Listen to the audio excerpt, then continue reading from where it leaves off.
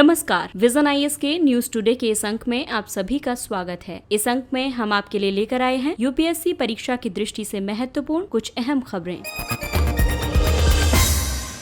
इस अंक की सबसे पहली खबर है ब्लू इकोनॉमी को बढ़ावा देने के लिए प्रधानमंत्री ने प्रधानमंत्री मत्स्य संपदा योजना यानी PMMSY का शुभारंभ किया है। इस योजना का उद्देश्य मत्स्य उत्पादन और उत्पादकता, गुणवत्ता और प्रौद्योगिकी को बढ़ावा देना है। इसके अलावा उत्पादन के बाद प्रयोग किए जाने वाले बुनियादी ढांचे और प्रबंधन में मौजूद दोषों का निवारण करना है। ये योजना मुख्य रूप से क्लस्टर आधारित दृष्टिकोण को अपनाने तथा बैकवर्ड और फॉरवर्ड लिंकेजेस के माध्यम से क्लस्टरों के निर्माण पर बल देती है। इसे 2 अलग घटकों के साथ एक अम्ब्रेला स्कीम के रूप में लागू किया जाएगा। केंद्रीय क्षेत्रक योजना यानी संपूर्ण योजना की लागत का वहन केंद्र सरकार द्वारा किया जाएगा, जबकि केंद्र प्रायोजित योजना में शामिल हैं उत्पादन और उत्पादकता में वृद्धि करना, अवसंरचना और उत्पादन के बाद प्रबंधन करना, मत्स्य प्रबंधन और नियामक ढांचा का विकास करना। इसे वित्त वर्ष 2020-21 से वित्त वर्ष 2024-25 के बीच लागू किया जाएगा। प्रधानमंत्री मत्स्य संपदा योजना तालाबों के निर्माण और जलीय निकायों के विकास के लिए मनरेगा और विपणन के लिए राष्ट्रीय ग्रामीण आजीविका मिशन के साथ समन्वय स्थापित करेगी। इसके साथ ही मत्स्य बंदरगाह के लिए सागरमाला परियोजना आदि जैसी कई अन्य योजनाओं को मिलाकर इनके बीच समन्वयन की परिकल्पना करती है। प्रधानमंत्री द्वारा किसानों के लिए प्रत्यक्ष उपयोग के लिए एक व्यापक नस्ल सुधार बाजार और सूचना पोर्टल ई गोपाला ऐप का भी शुभारंभ किया गया है। ये पशुधन प्रबंधन में सहायता करेगा, जिसके तहत पशुधन के सभी रूपों में रोग मुक्त जीवाणु की खरीद बिक्री, किसानों का पशु पोषण के लिए मार्गदर्शन, उचित दवाओं के माध्यम से पशुओं के उपचार के लिए परामर्श उपलब्ध कराना इत्यादि शामिल है। अगली खबर बैंकिंग क्षेत्र से संबंधित है। वित्त मंत्री ने डोर स्टेप बैंकिंग सेवाओं का लोकार्पण तथा ईज 2.0 सूचकांक के परिणामों को घोषित किया है। डोर स्टेप बैंकिंग सेवाओं की परिकल्पना ईज सुधारों के एक भाग के रूप में की गई है। ईज का मतलब है enhanced access and service excellence. इसके अंतर्गत बैंकों द्वारा बैंकिंग सेवाओं को ग्राहकों के घर पर ही उपलब्ध कराए जाने की व्यवस्था की गई है। बैंकिंग सेवाओं को कॉल सेंटर, वेब पोर्टल या मोबाइल ऐप के संपर्क बिंदुओं के माध्यम से प्रदान किया जाएगा। इसके अलावा ग्राहक इन चैनलों के माध्यम से अपने सेवा अनुरोध को भी ट्रैक कर सकते हैं। सार्वजनिक क्षेत्र के बैंकों यानी PSBs के लिए ईज सुधार एजेंडे को वर्ष 2018 में आरंभ किया गया था। इसका उद्देश्य सुगम और स्मार्ट बैंकिंग को संस्थागत बनाना रहा है। सार्वजनिक क्षेत्र के बैंकों में पूंजी निवेश, इसके अलावा ऊपर जिक्र किए गए सभी सुधारों के संदर्भ में PSBs के प्रदर्शन पर आधारित था। ईज 6 विषयों पर आधारित है। पहला है ग्राहक के प्रति अनुक्रियाशीलता यानी ग्राहक को संवर्धित पहुंच एवं उत्कृष्टता प्रदान करना। दूसरा है उत्तरदायी बैंकिंग के संदर्भ में वित्तीय स्थिरता, परिणाम सुनिश्चित करने के लिए अभिशासन और उत्तम ऋण व्यवस्था व विवेकपूर्ण परिसंपत्ति प्रबंधन के लिए ईज। तीसरा है क्रेडिट ऑफ टेक मनी यानी उधारकर्ता के लिए ईज और ऋण का अग्र सक्रिय वितरण। चौथा है सूक्ष्म, लघु और मध्यम उद्यमों के लिए बिल में छूट और वित्त पोषण में ईज सुविधा। पांचवा है वित्तीय समावेशन और डिजिटलीकरण का विस्तार करना। और अंतिम है परिणाम सुनिश्चित करना यानी मानव ब्रांड पब्लिक सेक्टर बैंक्स के लिए कर्मियों का विकास करना। ईज 2.0 को दरअसल ईज 1.0 के आधार पर तैयार किया गया है। ईज 2.0 के तहत बताए गए 6 विषयों का उद्देश्य सुधार प्रक्रिया को अपरिवर्तनीय बनाए रखना, प्रक्रियाओं और प्रणालियों को सुदृढ़ करना और बेहतर परिणाम प्राप्त करना है। ईज सुधार सूचकांक 6 विषयों में 120 से अधिक उद्देश्य मापदंडों के आधार पर प्रत्येक PSBs के प्रदर्शन का मापन करता है और ये दर्शाता है कि बैंक सुधार के एजेंडे पर अन्य बैंकों की तुलना में कितना बेहतर प्रदर्शन कर रहा है। अगली खबर निर्वाचन आयोग से संबंधित है। निर्वाचन आयोग द्वारा चुनाव अभियान व्यय सीमा में 10% बढ़ोतरी करने का प्रस्ताव प्रस्तुत किया गया है। निर्वाचन आयोग ने इस संबंध में ये तर्क दिया है कि महामारी के दौरान रैलियों और बैठकों पर आयोग के प्रतिबंधों का पालन करने के लिए एक प्रत्याशी को ज्यादा व्यय करना पड़ सकता है। दरअसल निर्वाचनों का संचालन नियम 1961 के नियम 90 में ये उपबंध किया गया है कि प्रत्याशी द्वारा किया गया कुल चुनावी व्यय निर्धारित सीमा से अधिक नहीं होना चाहिए। लोकसभा के लिए इसकी सीमा 70 लाख रुपए है और विधानसभा के लिए 28 लाख रुपए है। इसके साथ ही प्रिंट और इलेक्ट्रॉनिक विज्ञापनों, सार्वजनिक बैठकों आदि जैसे सभी व्ययों के लिए भी एक सीमा तय की गई है। आपको बता दें कि निर्वाचन आयोग द्वारा अभियान व्यय पर आरोपित सीमाएं एक प्रत्याशी पर लागू होती हैं, परंतु किसी राजनीतिक दल पर अधिरोपित नहीं होती हैं। प्रत्याशियों को निर्वाचन पूर्ण होने के 30 दिनों के अंदर निर्वाचन आयोग के समक्ष अपना व्यय विवरण प्रस्तुत करना अनिवार्य होता है। किसी प्रत्याशी द्वारा गलत खाता संख्या वर्णित करने और निर्धारित सीमा से अधिक व्यय करने पर उसे 3 वर्ष तक के लिए निर्हर यानी डिस्क्वालीफाई घोषित किया जा सकता है।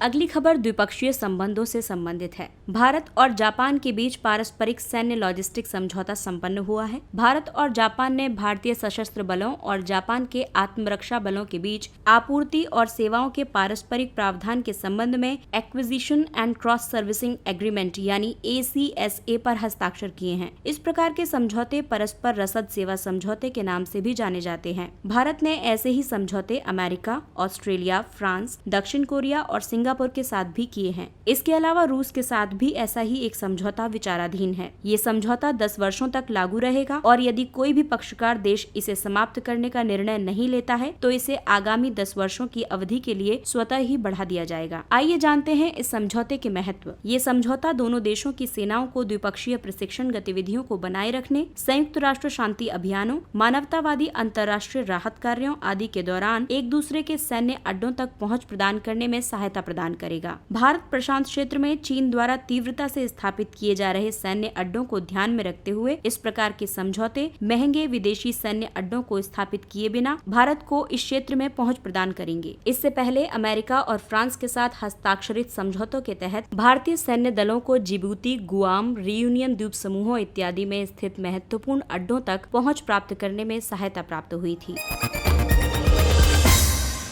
अगली खबर SDG गोल्स से संबंधित है। Levels and trends in child mortality report 2020 जारी की गई है। इस रिपोर्ट में बाल मृत्यु दर, जिसमें नवजात से लेकर किशोरों तक तथा साथ ही 2030 तक सतत विकास लक्ष्यों को पूर्ण करने की दिशा में हुई प्रगति को इंगित किया गया है। रिपोर्ट के मुताबिक 5 वर्ष से कम आयु में मृत्यु दर की बात करें तो ये जन्म के समय और ठीक 5 वर्ष की आयु के बीच होने वाली बाल मृत्यु की संभावना को दर्शाती है। इसे प्रति 1000 जीवित जन्मे शिशुओं पर आकलित किया जाता है। वहीं नवजात मृत्यु दर का मतलब है जन्म से लेकर 28 दिनों के बीच होने वाली नवजात शिशु की मृत्यु की संभावना। इसे प्रति 1000 जीवित जन्मों पर आकलित किया जाता है। किशोर मृत्यु दर में 10 से 19 वर्ष के आयु वर्ग को शामिल किया जाता है। ये 10 से 19 वर्ष की आयु के बीच होने वाली मृत्यु की संभावना को दर्शाती है। इसे 10 वर्ष की आयु वाले प्रति 1000 बच्चों पर आकलित किया जाता है। आइए जानते हैं इस रिपोर्ट के मुख्य निष्कर्ष। रिपोर्ट के मुताबिक 5 वर्ष से कम आयु में मृत्यु दर यानी अंडर 5 मोर्टेलिटी रेट की बात करें तो वर्ष 1990 के बाद से लगभग 60% की कमी आई है। ये 93 से कम होकर वर्ष 2019 में 38 हो गई है। वर्तमान में उप सहारा अफ्रीका में अंडर 5 मोर्टेलिटी रेट का स्तर सर्वाधिक है। अब तक हुई कुल अंडर 5 मोर्टेलिटी रेट मृत्यु में लगभग 1/3 नाइजीरिया और भारत में हुई है। रिपोर्ट के मुताबिक 1 से 59 माह के बच्चों की मृत्यु दर में जितनी तेजी से कमी आई है उतनी तीव्र गिरावट नवजात शिशु मृत्यु दर में नहीं हुई है। वर्ष 2019 में 5 वर्ष से कम आयु वर्ग में हुई कुल मृत्यु में से 47% मृत्यु नवजात काल में हुई थी। ये वर्ष 1990 में 40% थी। वर्ष 1990 के बाद से किशोर मृत्यु दर में लगभग 40% की गिरावट आई है। वर्ष 2019 में 122 देश SDG लक्ष्यों के तहत निर्धारित अंडर 5 मोर्टेलिटी रेट मानकों को प्राप्त करने में सफल रहे थे। यानी इन 122 देशों में 1000 जीवित बच्चों में से 25 या उससे कम बच्चों की मृत्यु हुई। वर्ष 1990 से 2019 के बीच भारत में नवजात शिशु मृत्यु दर में कमी आई है और साथ ही ये 57% से घटकर 22% हो गई है। लिंग विशिष्ट अंडर 5 मोर्टेलिटी रेट वर्ष 1990 में पुरुषों में 122 और महिलाओं में 131 रही थी। वर्ष 2019 में ये कम होकर पुरुषों में 34 और महिलाओं में 35 हो गई। निम्न और मध्यम आय वाले देशों में मृत्यु दर को कम करने के लिए जीवन रक्षक हस्तक्षेपों की उपलब्धता अत्यंत आवश्यक है। ये रिपोर्ट यूनिसेफ के तत्वावधान में बाल मृत्यु अनुमान के लिए संयुक्त राष्ट्र अंतर एजेंसी समूह यानी UNIGME द्वारा जारी की गई है। आइए अब जानते हैं कुछ संक्षिप्त किंतु महत्वपूर्ण खबरों के बारे में। रक्षा क्षेत्र में प्रत्यक्ष विदेशी निवेश यानी FDI के लिए नवीन खंड का समावेश किया गया। मौजूदा नीति के तहत आधुनिक प्रौद्योगिकी या अन्य उद्देश्यों की प्राप्ति के लिए रक्षा उद्योग में प्रत्यक्ष विदेशी निवेश सीमा स्वचालित मार्ग के माध्यम से 49% तथा सरकारी मार्ग के माध्यम से 75% तक निर्धारित है। नई नीति में रक्षा क्षेत्र में स्वचालित मार्ग के माध्यम से FDI की सीमा को 49% से बढ़ाकर 74% कर दिया गया है। इसमें राष्ट्रीय सुरक्षा से संबंधित एक नए खंड को भी शामिल किया गया है। इस नई व्यवस्था के अंतर्गत सरकार राष्ट्रीय सुरक्षा को प्रभावित करने वाले किसी भी विदेशी निवेश की समीक्षा कर सकती है। भारतीय डाक द्वारा 5 स्टार गांव योजना का शुभारंभ किया गया। इसका उद्देश्य ग्रामीण क्षेत्रों में प्रमुख डाक योजनाओं के सार्वभौमिक कवरेज को सुनिश्चित करना है। इसके अंतर्गत आने वाली योजनाओं में शामिल है बचत बैंक खाते, सुकन्या समृद्धि खाते, पीपीएफ खाते, ग्रामीण डाक जीवन बीमा पॉलिसी, प्रधानमंत्री सुरक्षा बीमा योजना खाता, प्रधानमंत्री जीवन ज्योति बीमा योजना खाता आदि। इस योजना का उद्देश्य सुदूरवर्ती ग्रामीण क्षेत्रों में सार्वजनिक जागरूकता और डाक उत्पादों एवं सेवाओं तक पहुंच अंतराल को समाप्त करना है। यदि कोई गांव ऊपर बताई गई 4 योजनाओं के लिए सार्वभौमिक कवरेज प्राप्त करता है तो उस गांव को 4 स्टार दर्जा प्राप्त हो जाएगा, और यदि कोई गांव 3 योजनाओं को पूर्ण करता है तो उस गांव को 3 स्टार दर्जा दिया जाएगा।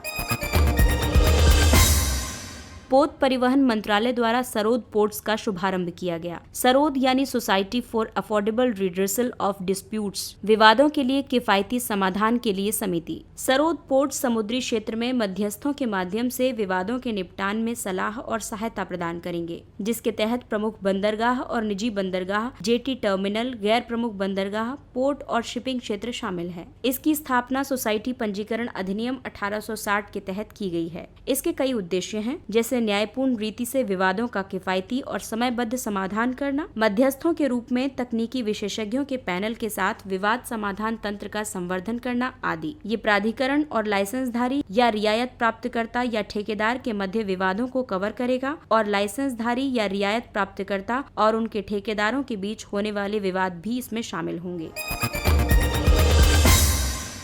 सिगरेट, बीड़ी के बट्स के निपटान के लिए दिशा निर्देश।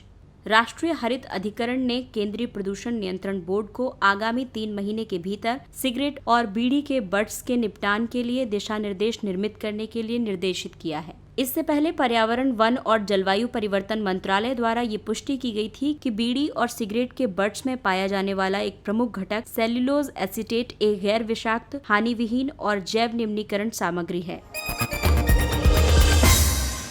एक अमेरिकी अंतरिक्ष यान का नाम कल्पना चावला के नाम पर रखा गया। अंतर्राष्ट्रीय अंतरिक्ष स्टेशन में आपूर्ति करने वाले आगामी अंतरिक्ष यान को SS कल्पना चावला यान कहा जाएगा। कल्पना चावला का जन्म 17 मार्च 1962 को हरियाणा के करनाल में हुआ था। उन्होंने वर्ष 1988 में नासा में अपने करियर की शुरुआत की थी। उनका शोध ग्राउंड इफेक्ट में उड़ने वाले विमानों द्वारा सामना किए गए जटिल वायु प्रवाह के अनुकरण पर केंद्रित था। ग्राउंड इफेक्ट का मतलब है धरातल से उड़ान भरना या धरातल पर उतरना। वे अंतरिक्ष में जाने वाली भारतीय मूल की प्रथम महिला थी। वर्ष 2003 में STS-107 मिशन के दौरान अंतरिक्ष शटल कोलंबिया के पृथ्वी के वायुमंडल में पुनः प्रवेश के दौरान दुर्घटनाग्रस्त होकर खंडित हो जाने से उनकी मृत्यु हो गई थी।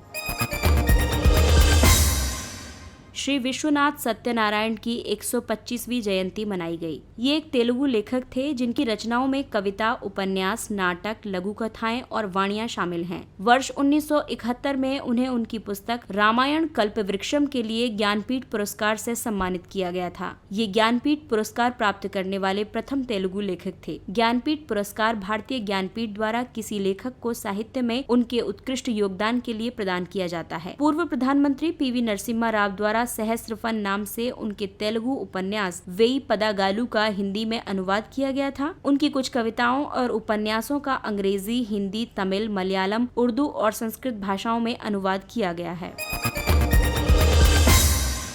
उच्चतम न्यायालय ने मराठा आरक्षण कानून के कार्यान्वयन पर रोक लगा दी है। उच्चतम न्यायालय ने शिक्षा और नौकरियों में मराठों को आरक्षण देने वाले वर्ष 2018 के महाराष्ट्र राज्य के कानून के कार्यान्वयन पर रोक लगा दी है। न्यायालय ने सुनवाई के लिए इस मामले को एक संवैधानिक पीठ को भेज दिया है। ये 5 न्यायाधीशों की एक बेंच होगी। मराठा कोटा कानून को चुनौती देने वाली याचिका में ये तर्क दिया गया है कि इस कानून ने इंदिरा साहनीवाद में उच्चतम न्यायालय द्वारा घोषित आरक्षण की 50% सीमा का उल्लंघन किया है। इसके साथ ही ये अंक समाप्त होता है। अगले अंक में फिर मुलाकात होगी कुछ अन्य महत्वपूर्ण खबरों के साथ। तब तक के लिए नमस्कार।